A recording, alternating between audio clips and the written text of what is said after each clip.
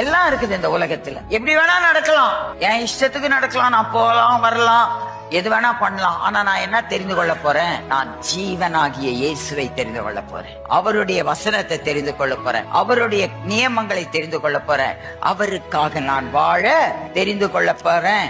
ஏனென்றால் இன்றைக்கு நான் மாத்திரம் அல்ல, என் சந்ததியும் பிழைக்கணும். 1000 தலைமுறை பாதுகாப்பேன்னாரு.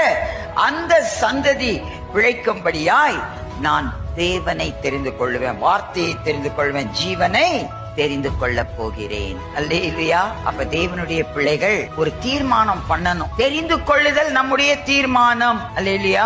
நான் தான் தீர்மானம் பண்ணணும். இன்னைக்கு என்ன வேணும்? ஆசீர்வாதம் வேணுமா, சாபம் வேணுமா, நன்மை வேணுமா, தீமை வேணுமா, மரணம் வேணுமா, ஜீவன் வேணும்? நம்ம தெரிந்து கொள்ளணும். நித்திய ஜீவனை நமக்கு தந்த இயேசு, அவரை தெரிந்து கொள்ளும் பொழுது நாம் எல்லா நன்மைகளையும் பெற்றுக்கொள்ள முடியும்.